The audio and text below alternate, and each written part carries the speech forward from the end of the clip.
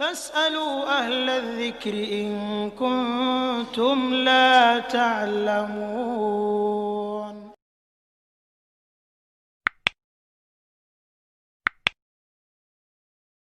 Ustadz, jazakumullah khairan. Ini lepas dari ini kamera nih Ustadz ya.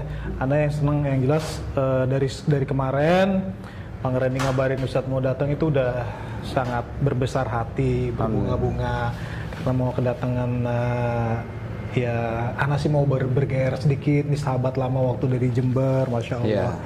Terus kan ahli ilmu yang memang kalau Ana sih merasa rugi kalau misalkan Ana ada dekat seorang ahli ilmu, Ana nggak dapat apa-apa, paling tidak ada 1-2 nasihat yang disampaikan gitu Ustaz. Ana berbahagia banget, jazakumullah khairan, Ustaz mau mampir. Nah ini secara ya qadarullah teman-teman seprofesi dulu yang seperjuangan dari Bandung ini kan ada Ajri, ada Doni, ya Bang Teddy dan teman-teman semua. Ini kan kurang lebih sama nih Ustaz ya backgroundnya dulunya, dan alhamdulillah Allah kasih kesempatan kita buat mengenal agama ini secara benar lah ya, di jalan yang benar, di manhaj ini. Akhirnya kami meninggalkan semua dan alhamdulillah sudah berjalan walaupun belum lama, tapi kan kalau dibandingkan dengan umur kita yang akan dekat lagi, sebenarnya kita ini hanya tinggal menunggu waktu kapan kita mati gitu Ustaz. Sementara kita ini baru tahu dakwah ini, baru tahu Islam ini yang benar itu seperti ini. Nah ini kadang menjadi kesulitan tersendiri buat kita memilih amalan apa yang sebenarnya yang harus kita lakukan sampai di waktu yang sedikit ini sehingga sampai ajal kita nanti. Nah mohon kira-kira ada nasihat apa biar kita tuh bisa memanfaatkan waktu yang sudah Allah berikan kesempatan kedua ini sampai nanti ajal kita. Jazakumullah khairan Ustaz. Ya alhamdulillah.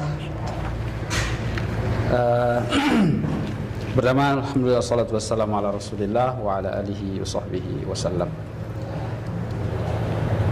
Sudah menjadi konsekuensi bagi seseorang yang ingin mendalami Islam dan dia ingin menjadi lebih baik agar nanti hidup di akhirat kelak menjadi orang yang bahagia, mendapatkan surga Allah Subhanahu wa taala.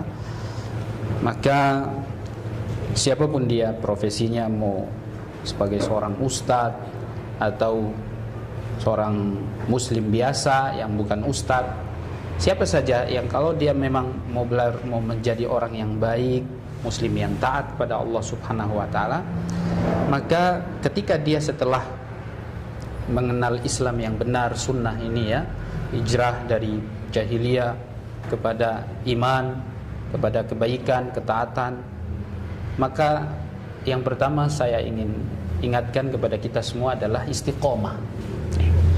Tidak ada bekal yang paling baik kecuali kita istiqomah di atas ketaatan ini, di atas iman ini, di atas sunnah ini. Karena percuma kalau kita semangat hijrah, semangat berbuat baik, beramal soleh, tapi cuma di awal saja. Karena Rasulullah mengatakan innamal a'malu bil khawati. Amal itu dilihat akhirnya, ujungnya. Start bisa bagus, tapi belum tentu finishnya dia bagus. Maka memang dari sini Rasulullah mengingatkan kita kalau mau selamat, ya kita perbaiki yang akhirnya, ujungnya. Ini bukan berarti jadi alasan bagi orang-orang mengatakan, oh kalau gitu kita masa sekarang ini kita mau bikin dosa aja, maksiat aja, jahiliyah aja gitu, tinggalkan sunnah saja. Nanti sudah mau mati, udah tua, usia 50-an, 60-an, baru kita mau perbaiki diri. Ya enggak. Tetap kita sekarang ini walaupun masih muda, ya usia masih muda semuanya kita ini, belum 40 tahun kan ya, masih 30-an. Kalau ini mungkin sudah 40 tahun ya, antum lebih. Iya sudah lebih. Semua kita dituntut untuk istiqomah ketika setelah mengenal hidayah sunnah ini dari awal sampai akhir. Imam Al-Hasan Al-Basri rahimahullahu ta'ala memberikan wasiat kepada seseorang. Bapak ini dia usianya sudah 60 tahun, ketemu sama Imam Al-Hasan Al-Basri, bertanya kepada Imam Al-Hasan Al-Basri tentang perkara agama. intinya di akhir wasiat beliau mengatakan, ketika bapak ini bertanya, kira-kira solusi apa yang harus saya lakukan supaya saya nanti selamat di akhirat. Itu pertanyaan dia. Selamat di akhirat, bukan selamat di mana? Di dunia. Jadi itulah ulama-ulama kita kalau mau bahas, pengen selamatnya di akhirat. Kata Imam Al-Hasan Al-Basri, beliau mengatakan, ahsin fima baqi yaghfirullahu laka ma madha wa ma baqi. Engkau perbaiki sisa hidupmu, maka Allah akan mengampuni yang lalu sampai yang akan datang, yang tersisa.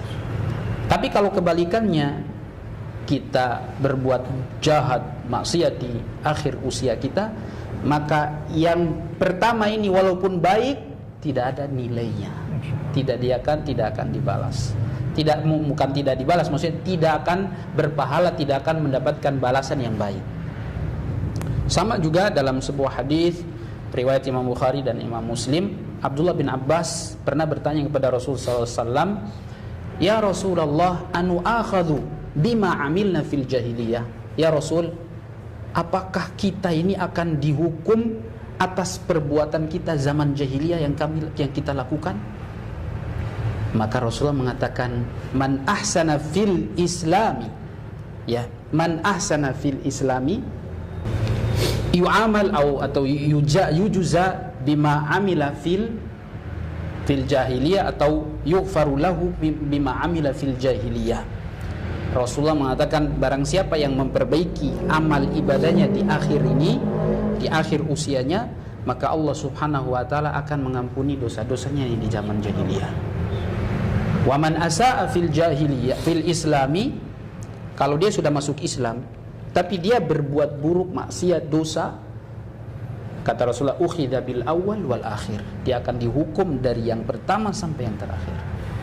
Maka kuncinya adalah al-a'malu bil khawatim. Amal itu adalah penghujungnya. Kalau penghujungnya bagus, insya Allah itu yang kita harapkan semua. Kalau penghujungnya buruk, na'udzubillahi min dzalik. Jadi cuman itu istiqomah. Kita berdoa kepada Allah Subhanahu wa taala, yaitu meminta kepada Allah agar dikaruniakan istiqomah. Pakai bahasa Indonesia, pakai bahasa Arab bagus kalau misalnya bisa, tapi kalau pakai bahasa Indonesia juga bisa. Ya Allah, anugerahkan kepadaku keistiqomahan di atas agama dan di atas sunnah ini. Minta seperti itu. Atau kita pakai doa-doa yang diajarkan oleh Rasulullah sallallahu alaihi wasallam untuk tetap istiqomah di atas kebaikan Islam dan sunnah ini. Rasulullah mengajarkan doa, di antaranya adalah Allahumma ya muqallibal qulub tsabbit qalbi ala dinik. Ya Allah yang membolak-balik hati ini, kokohkan diriku, hatiku di atas agama ini, di atas ketaatan. Ada juga doa yang lain, Rasulullah berdoa, Allahumma inni a'udzubika minal hauri ba'dal kaur. Ya Allah, aku berlindung kepada Engkau dari keadaan terbalik setelah menjadi baik. Setelah menjadi baik, jangan sampai itu terbalik. Ingat ya, Rasulullah mengajarkan kita untuk berdoa. Jadi doa itu penting. Antum jangan bangga dengan keadaan antum sekarang ini yang sudah berhijrah. Antum pede, tidak terkena pengaruh, tidak terkena godaan syubhat dan syahwat. Antum harus minta doa pada Allah, minta pertolongan. Karena sungguh hidayah itu Allah yang ngasih. Ada hidayah hijrah, ada hidayah istiqomah, ada hidayah amal soleh, ada hidayah ikut sunnah. Semua itu hidayah dari Allah Subhanahu wa ta'ala. Maka tanpa pertolongan dari Allah, maka tidak akan mungkin itu terjadi. Jangan lupa berdoa. Kapan kita berdoa? Ya carilah waktu-waktu yang mustajab. Antum insya Allah sudah tahu. Doa sebanyak-banyak. Jadi itu pertama istiqomah. Yang kedua, kita jangan lupa berdoa kepada Allah Subhanahu wa ta'ala. Dan mungkin semua yang ada ini, kita insya Allah tidak lupa berdoa ya. Kita insya Allah kita berharap tetap istiqomah. Dan mungkin yang terakhir, wasiat saya, jangan lupa dan jangan tinggalkan ilmu. Karena ilmu itulah yang akan menguatkan hati kita. Ilmu yang akan selalu mengingatkan kita. Ketika kita lupa, ilmu mengingatkan kita. Imam Syafi'i mengatakan, al-ilmu ma'i aina ma yamamtu. ilmu senantiasa bersamaku, membawa dan senantiasa membimbingku, mengoreksiku ketika aku berada di mana saja. Fa idza kuntu fi suqi kana al-ilmu ma'i. Kalau aku di pasar, ilmuku ikut. Jadi ketika ada yang aneh, ada yang salah, ilmunya yang mengingatkan dia. Maka jangan lupa, terus kita baca, terus kita dengar, kita pelajari supaya ilmu itu mengingatkan kita. Karena innama yakhsyallaha min ibadihil ulama. Karena orang yang takut kepada Allah itu adalah para ulama. Ilmu dia yang mengingatkan dia untuk takut pada Allah Subhanahu wa taala. Jadi kalau ilmu tidak membuat dia takut, berarti ilmunya bukan ilmu yang ikhlas, ilmu yang diridhai oleh Allah tabaraka wa taala.